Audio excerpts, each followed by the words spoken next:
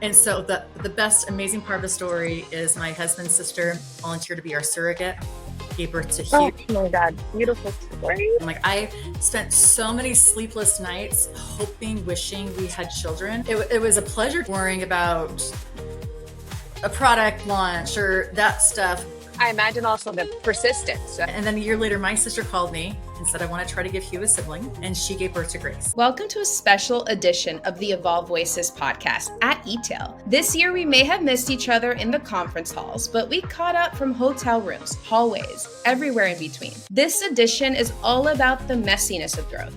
I'm Edilsa, a brand advisor, and your US host for Evolve Voices. Growth is confusing. I first discovered Sara Jensen while scanning the long list of eTail attendees and was struck by how openly she navigates topics many avoid. For her, it was unexplained fertility, and I just knew I had to meet her. Sara's journey began in a successful corporate career, but a 14-year infertility battle reshaped her perspective on wellness, family, purpose. Together with her husband, Ben, and the generosity of their sisters, she founded a hormone health wellness brand, Hugh Grace.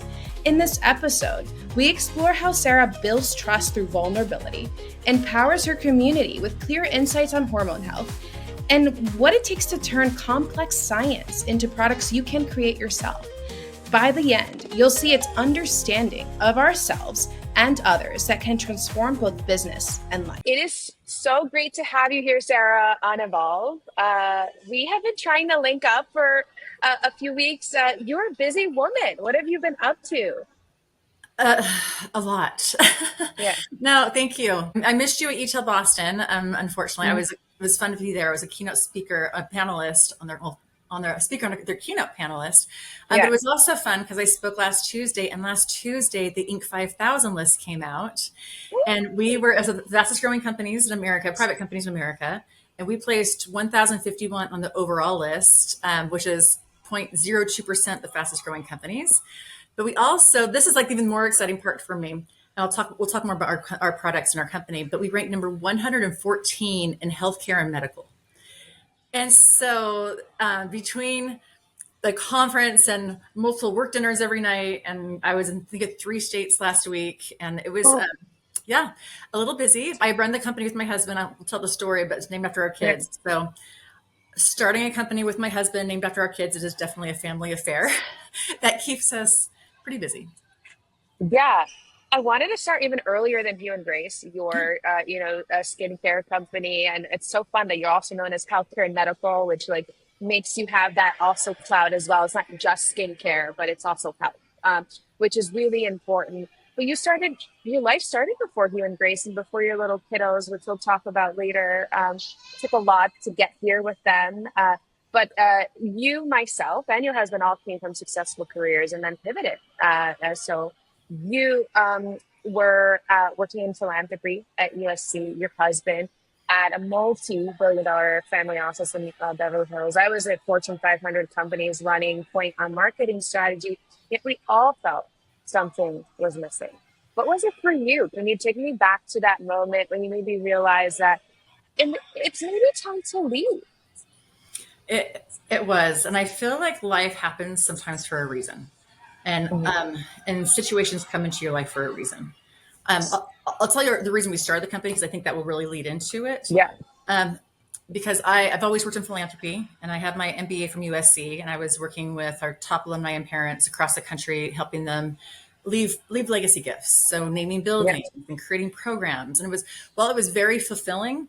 And my husband was operating a multi-billion-dollar family office out of Beverly Hills, and he has 2 masters from USC. We're living in LA, and I think outside looking in, we had these glamorous-looking lives that but the entire time we were trying, for 14 years, we were trying to get pregnant, and we were struggling with unexplained infertility, and so we finally. I'll tell you the interesting part of the story. So it's interesting because here we were working with very successful, individuals, CEOs of Fortune 100 companies and owners of sports teams, and having this amazing network of people who are very educated and very successful, but yet success for myself and my husband was to have kids, and we couldn't have kids, and so we spent all of our money going to top doctors across the country, different medical, I hate needles. I was doing acupuncture 3 times a week. I was an ultra marathoner and I stopped running because the doctor told me the running chicken doesn't lay the eggs.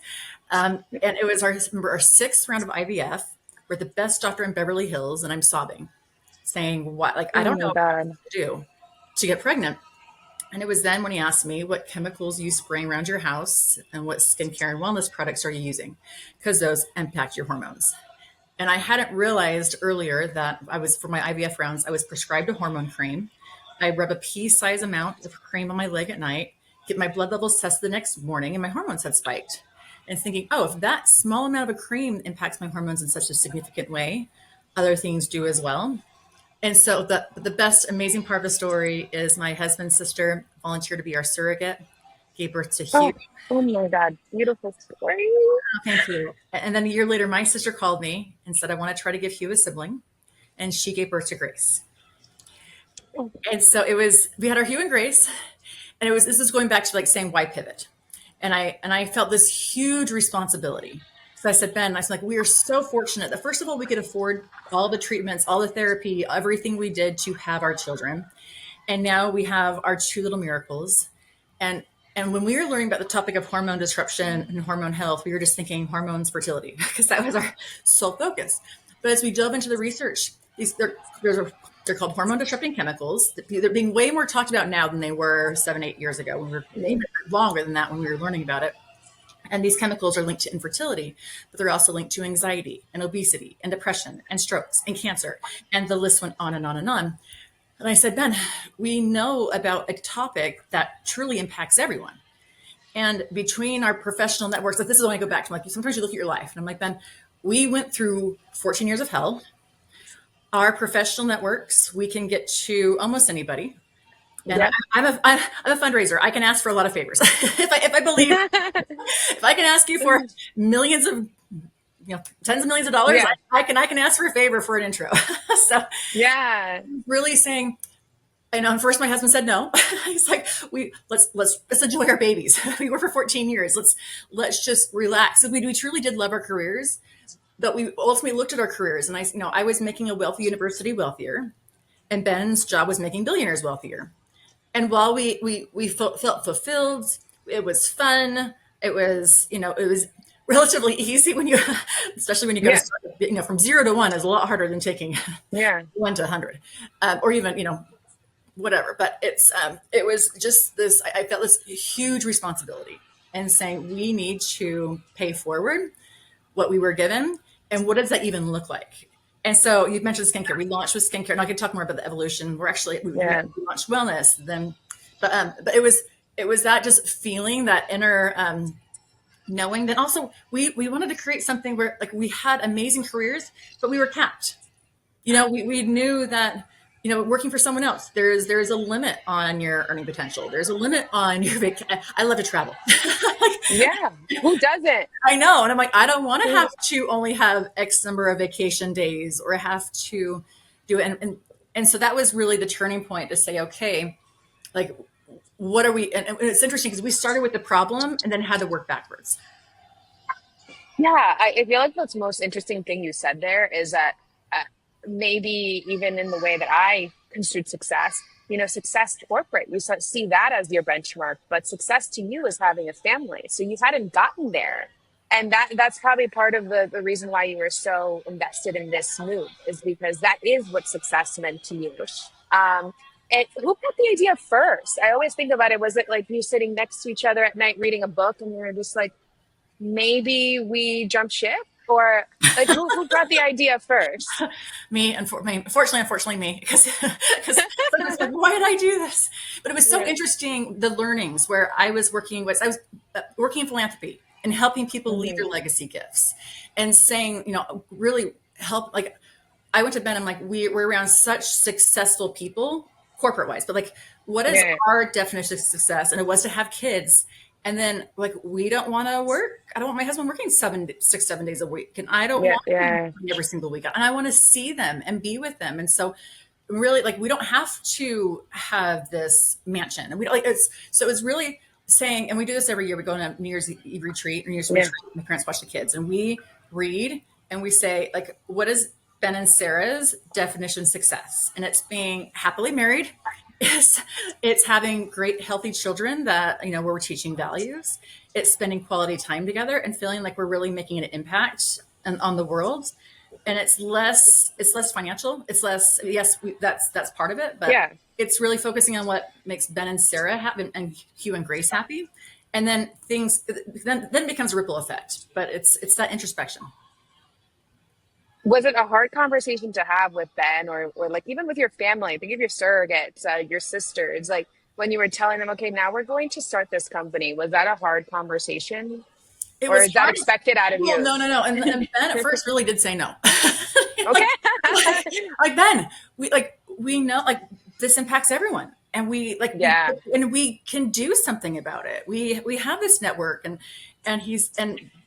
but we were exhausted with a brand new 2-year-old and a newborn and who wasn't sleeping. And then also, it was also finally, he's like, yes, just because I had this, I'm like, it was during maternity leave. I actually resigned during my maternity leave with Grace.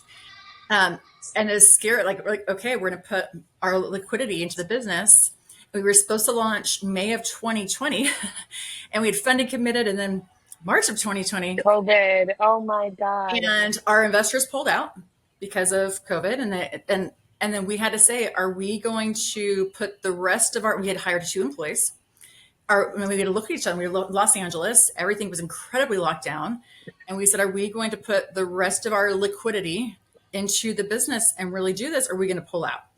And we just said, we're doing this. And it was plenty of sleepless nights, like blood, sweat, tears. I mean, it was so hard, but it was, I think one of those things, if you feel not called, but there is a reason this was needed. I tell people, we start this company because we wanted to start a company.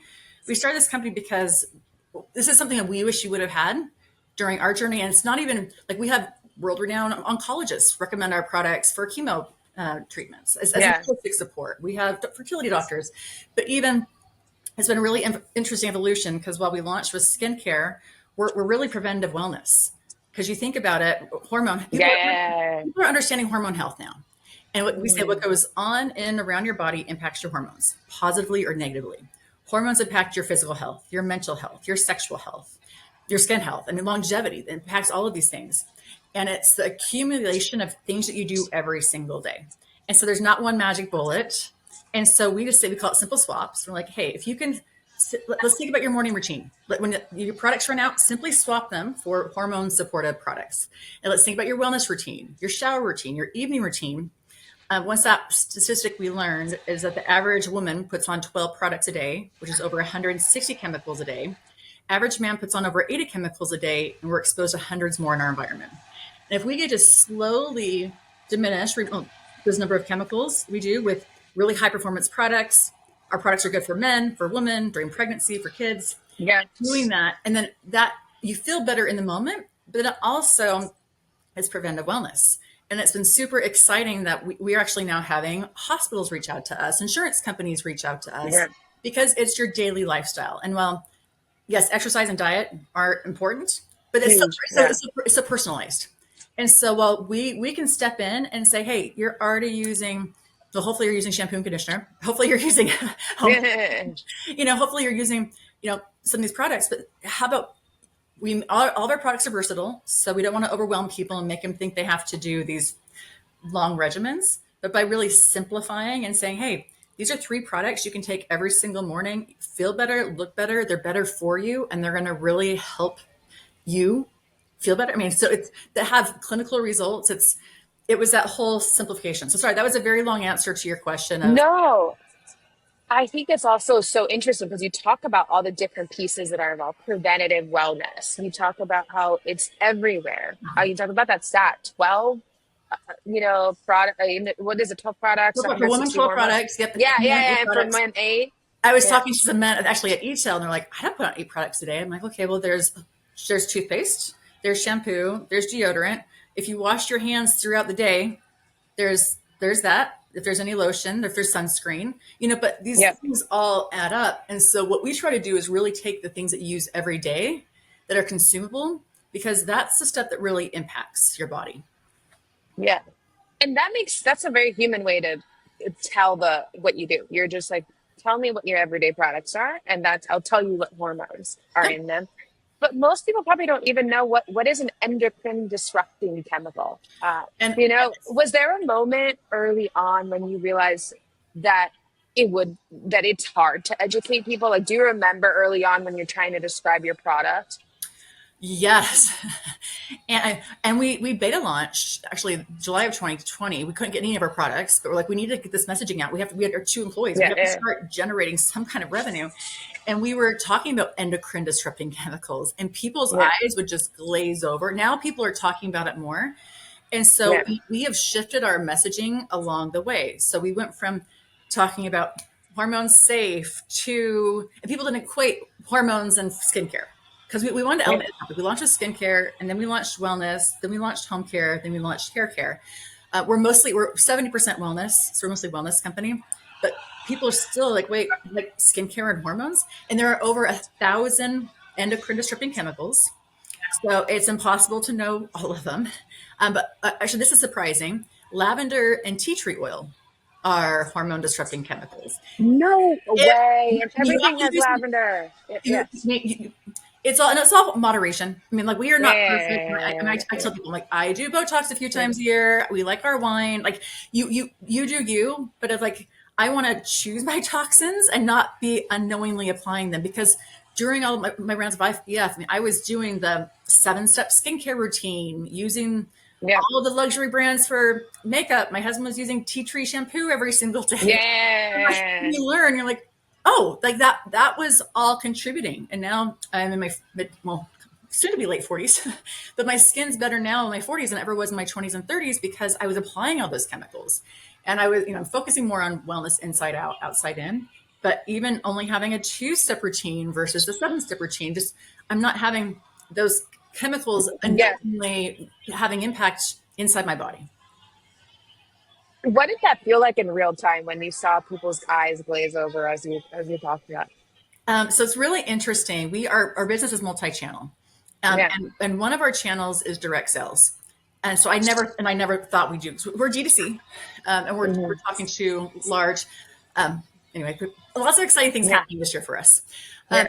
but like we were launching, we're saying, we're trying to plan our launch like go to market strategy, and we're saying like we need to educate the consumer, and that's more than just selling products at Sephora. Like this is education, and it's content, it's community, it's product. And we're like, well, that's really direct Yes. sales. Well, how do we elevate direct sales? Because we're already asking our friends what they like and what they use. But so how do we kind of take this old school direct sales model and elevate it and make it modern? And so we have over 10,000 people, become our advocates that go Yeah. and share our products, and it's all commission based. So we pay on performance, but it's that sharing of knowledge. And so it was interesting when we first launched, we had 200 advocates. This is May of 21. And we told our advocates, if you get 50 people in a room, Ben and I will fly in and support you. We thought we'd be in 5 cities. We were in 60 Wow. cities the next 2.5 months. Um, and then the following summer, we wanted to be with our kids. That's why we started this Yeah. business, not going to 60 cities and in record time doing these events. But so we actually got an RV, we wrapped it, Hugh and Grace, towed a car, brought our nanny, but we went from LA to Seattle, Boston, DC, and back. And we did Right. events all over the country. And it was so interesting because when you're live in a room with people, you see their eyes glaze over, you see them lean in. And so we changed our messaging from endocrine disrupting chemicals to simple swaps, to the simplifying our message. What goes on and around your body impacts your hormones. And these are products you're already using. And it's even like we've received product recommendations, and some of our top selling products have come from recommendations from real consumers who know what they need, because people in Ohio talk about hormone health differently than they do in Los Angeles. And so it's really Right. being out and learning and different and talking to all walks of life, all different people, and just keeping the messaging simple, but also Simple. authentic. Hmm. I love it. And it sounds like it's like road showing the messaging as you Oh, went we were. along. You were probably like, oh my God, okay, let me try this angle. How does it land? Live And A/B so, testing. a lot of it. And so I mean, you're starting to get on the other side. Obviously, so much left to do, and so despite all of this complexity and early doubts, there must have been a moment for you where you decided this mission was worth pursuing anyway. What was it in that cross country tour you talked No, about, no, or was it somewhere else? that actually was when I told you when COVID hit, our funding Yeah, pulled. We had just hired 2 employees. It was March 23rd, 2001. It was actually my husband's birthday. It was the lowest day in the stock market. And we had to decide, are we putting the rest of our liquidity into this right. business and keeping our employees and not paying ourselves for a long time and going to really to ramen and to and saying Yeah, are we really going to do this, is it, yeah, yeah, and yeah. we put our kids' names on the door. Not we're a virtual team, but like this is Yeah. something that the name Hugh means heart, mind, and spirit, and Grace means goodness, generosity, and love. I say that in that we're so mission driven. We're not, Different, um, yeah. and knowing that the impact that it's had on people's lives, and not even just like health wise, but we have with our advocate community, it's been really interesting because we have people who tell us like this, they're able to be stay-at-home moms. They're paying for their daughter's No, that's chemo amazing. treatments through Hugh and Grace by being able to authentically share products that their doctor recommended with other people. So the products are making an impact in their life, but the education, we do master classes, we do live events. It's interesting, you know, we've never been more connected as a society through tech and social and all the things, but there's a huge loneliness epidemic, which also Oh, leads to health issues, depression, anxiety. And it's been so amazing because our overall mission is hormone health. But within our community, we have sub communities of breast cancer survivors, of parents of autistic children, of infertility, menopause, sports athletes. So it's been really interesting just to see, because our story facilitates other stories. This is not just an infertility story. Some people hear hmm. about hormone disruption, they're like, well, I'm allergic, or I struggle with depression, and so people can relate to something and think, oh, if I can do simple things in my life to help have a better results, and then it works with the metrics. I mean, we have less than 1% return rate, over 50% of our Wow, on that's subscription. just amazing. Yes, so we have amazing metrics because people, once they try the products that they work and they're like, oh, and especially if they care about the topic of hormone health. We know we're not prescriptive. We're not making health Yeah. claims. We're not saying we're going to cure your cancer or get you pregnant. But the fact that we have world-renowned doctors on our medical advisory board, but also world-renowned doctors recommending our products as a holistic support has been really validating as well.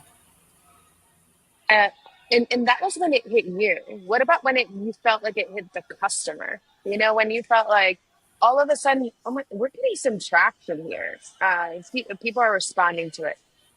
So we've grown really fast, which is Mhm. growth is amazing, but having an inventory business is also a problem because you have Yeah, to yeah, allocate yeah, yeah. capital way in advance.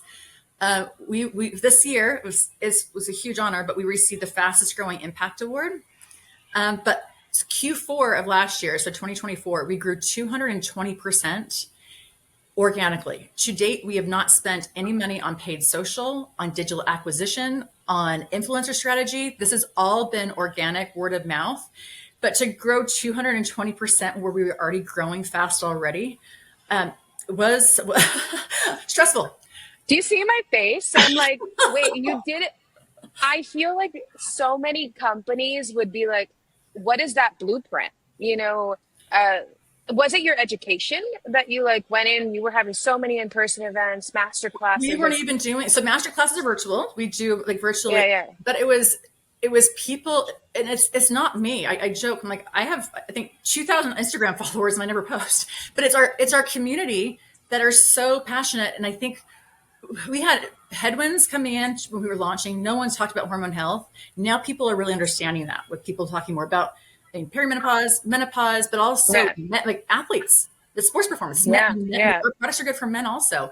And it was just this demand, like, wow, I don't have to, I can buy one product that's good for my whole family. That's not only, for menopause or only for this one function and it was just that understanding, and people, I think, craving community, craving authenticity, wanting great products and also knowing that we provide the education and we provide, we do third-party testing, we share information. So, and then also I will say simplicity, just that we can say the routine is interesting. So people who care about hormone health, they go to our website and they're like, where do I start? There's so many different products. And 2 years ago we call it The Routine. And then we have The Routine with protein now. But The Routine, it's 3 products first thing in the morning, 3 minutes a day. It's a morning supplement, take out an empty stomach. And then it's hydrate detox. It's 5-in-1 benefits, but you take that. It's healthy if you do pre caffeine. And then we put our collagen and our protein in our coffee, or just mix it together. But people say, oh, I can do 3 products first thing in the morning. I can do that.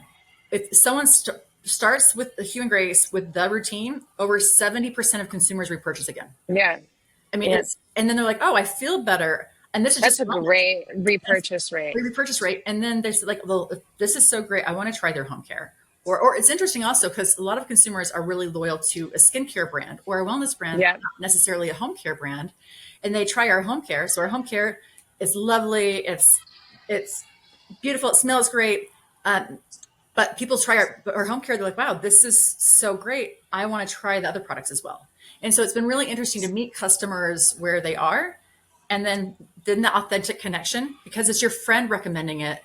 We're not doing targeted ads and saying like, I would rather support my friend, or if my friend loves this, I want to try it as well. And you said it wasn't just communities, sub-communities. You have people like, how is that organized? Do you have, do they just text each other? I'm just like, we have a large Facebook group, and then we do live conferences. So we are going to be in Chicago next month this is so fun. We're kicking off the conference at a Cubs game because I'm friends with the owner of the Cubs, and we're all going to go do there. And we have world-renowned doctor coming to talk about how hormones impact your hormone health. We're launching a book called Hormone. My gosh, too many things going on. Hormone Health Simplified. And so we'll have that. And then we're bringing in the top keynote speaker was voted top 50 global speakers.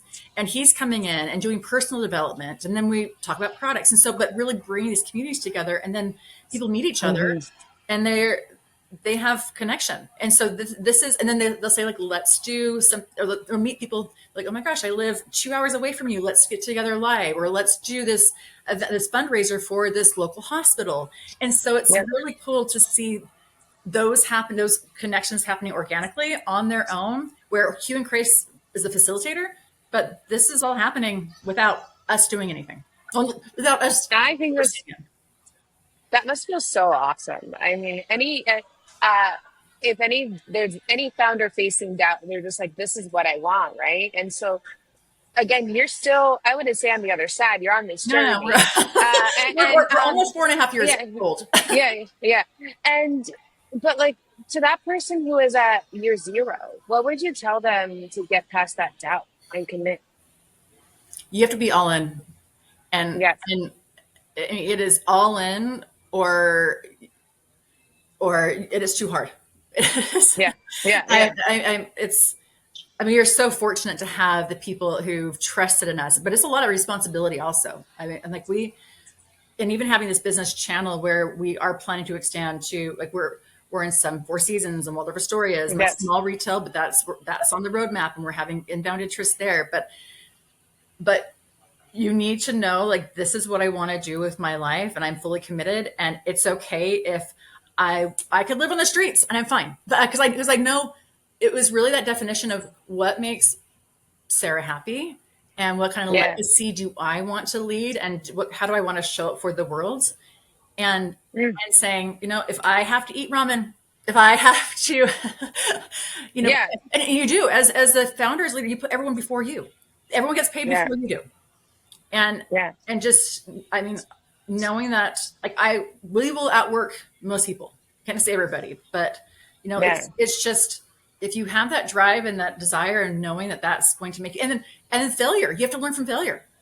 There are plenty of times we've failed, or we thought things were going to happen, it was a flop, and not just giving up. And it's having that grit and saying, okay, I'm still going to do it, even if it costs. I mean, I've lost several good friends. I've lost relationships. I've missed out on my mom's 70th birthday trip in Italy. So there's things that we really sacrificed, but it's because this is our purpose. And then to be able to provide other people purpose, which has been really cool with our community. I was just in Boston last week, but we did an event at a beach outside of Boston on Saturday, and several advocates came. And it's really interesting because we have a lot of people who are in the medical community who are advocates. So nurse practitioners, doctors, but also a lot of people who've gone through life struggles. So who've gone through breast cancer or leukemia, and saying like, I have a purpose with this community. And I have a purpose that, I wish I would have learned about this topic earlier, but now I get to share it and help the future and help my friends. And so that connection is really cool. Connection, commitment, all the things that you said. And I imagine also the persistence. And I'm to map to your life, your journey to motherhood, which you hinted multiple times. I imagine that's what drove some of that. I mean, you had a 14-year battle with infertility.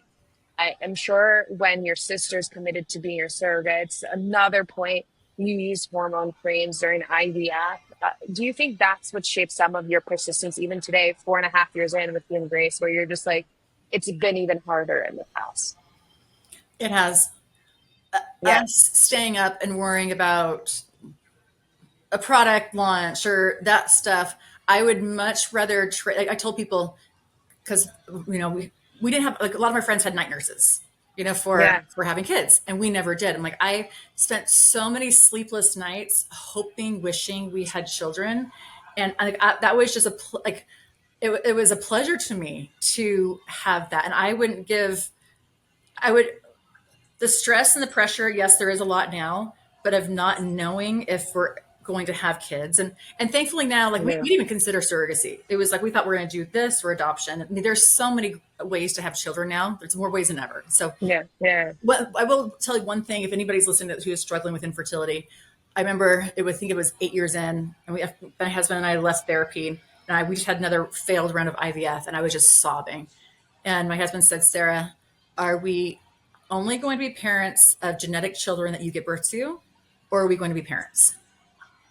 And year one, I probably would have said only if I could, but it was like, we're parents, and that took a huge weight off both of our shoulders. Wow. And things happen for a reason, and it's so beautiful and amazing that we have special Aunt Jenna and special Aunt Michelle and the families that truly came together, and our kids. There's so much love around them, but that gave us also a lot of strength to say that this is real life. This is real life, and health. It's too many people, unfortunately, struggle with health issues that maybe don't need to. And it was saying, like, how can we share what we've learned, also be vulnerable? And I think that vulnerability really connects our audience to us. I think you talk about how many people face hormonal challenges. I've had friends diagnosed with PCOS, friends who've had fibroids, myself personally, endometriosis. And I remember for years, my mom would tell me it was normal to have the pain that I had, every so often. And then you realize, hey, this is not normal. My other friends do not feel this. And so a lot of it is like women not talking to each other, like, about those things, things not being understood. In about the space of our physical and fertility health. Have you ever had someone reach out to say to you, like, hey, your vulnerability changed me? Like, I think it's so important to have women like you out there speaking about these things. Yes, absolutely. And I'll tell you a story about how even this happened. So we were so private with our fertility struggle. We didn't tell, and we both come from very large families. We're both the oldest of 6 kids. Okay, cool. Like, how are we? And I got married young. I married at 23, and we started trying to get pregnant. I'm like, how are we coming from such large families and we can't get pregnant? And the first time I ever told anybody in our family that we were trying to get pregnant was 10 years in. And it was to my sister-in-law, my husband's sister. And it was then she volunteered to be our surrogate. And I didn't think she was serious. I didn't tell my husband about it. She called me a week later and said, I talked to my kids and my husband and my employer. We want to do this for you. And it was amazing. And she's incredible. But then we didn't even tell my family but we were even trying until Jenna was in her second trimester. And then my sister said, how come you never asked me? And I said, I could never ask anyone to be a surrogate for me because it impacts way more than her. It's her kids, it's her husband. There's a lot of complexities around surrogacy. Yeah. But it was the lesson that we learned of like, had I never shared, it would never would have happened. Wow. And then even when we were sharing with our friends and family, our friends and coworkers, that we were having a baby, but I wasn't carrying, and it was my sister-in-law and my sister, and then being vulnerable there, and we'd share like we're expecting, and our sister-in-law's carrying, and they would share with us like, I struggle with depression, or whatever other bipolar. Like there's so many different struggle things that didn't feel like they can connect until I shared. And so it's just such a life lesson to know that's how real connection. I wouldn't say it's necessarily, but it really amplified the relationships that we had with people because we can. It's not for something. It's just to connect and to share. And I mean, it must have felt so lonely at the time. And to be able to have somebody with you finally, and then you realize just like not feeling alone and seeing the power that you had, which is so beautiful. I've taken a whole lot of your time, so I want to wrap on some lighter note. Finish the sentence. Growth is personal development. Mm-hmm. Mm-hmm. Mm-hmm. All about it. I can't speak about it enough. And then you hinted at Hugh and Grace and the names for your children. What else was on the list? Oh, there were many, and I joke, I'm like, we probably shouldn't name it after our kids. They will need therapy at some point. But it was pretty cool, though. We do really cool incentive trips. I told you I love to travel, and last year we were at the Grand Wailea, which was Waldorf Astoria's key property in Maui, and they had just undergone a $55 million renovation of their spa, and it's beautiful. And I said, we were walking in, and we had 100 of our top advocates, and I said, Ben, we never thought we could have kids. And here we are with 100 people wearing our kids' names on their hats. We walk into the spa, and they were carrying Hugh and Grace products in the spa and walking Hugh and Grace in. It was just such a pinch me moment. But the names have meaning. We do events, and people love. We'll be in Canada this weekend, and we're doing book launch events, and they love that Hugh and Grace are there. Not always, but we want them to be their kids. But they love the fact that there is a real meaning behind them. Good, Todd. And products as well. You're still right in the thick of it. Where can people follow you and Hugh and Grace to see what's next? HughandGrace.com. Yeah. Hugh and Grace on Instagram. I need to start sharing more of our personal life. It's Sara.Jensen.hg. But we'll create an affiliate link for you if of interest. But I promise, I'm not going to put my kids' names on products you won't love. So I do have. I love it. I love it. Sara, this has been such a wonderful conversation. You talked about how growth is personal. It's about development. And this felt personal, like a personal mission that builds and breeds community. And that's so important to have not just products, but people. So thank you for being part of that and for helping us evolve and get there. And can't wait to meet you in person soon. Yes, I'm looking forward to that as well. Yeah. Thank you. Yeah. Now make sure you subscribe to Evolve Voices, this leading and incredible project where our ambassadors are interviewing amazing professionals from all over the world so they can share their perspective and benefit you with their perspective, their knowledge, and you can understand what's happening in the different markets. Evolve Voices is a project part of the Evolve Commerce Club, the #1 and leading community where we connect international professionals in the world of commerce.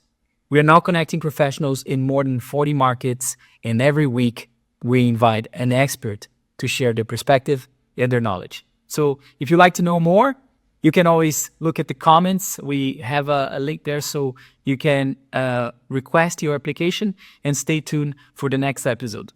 Thanks for watching. All the best. Ciao.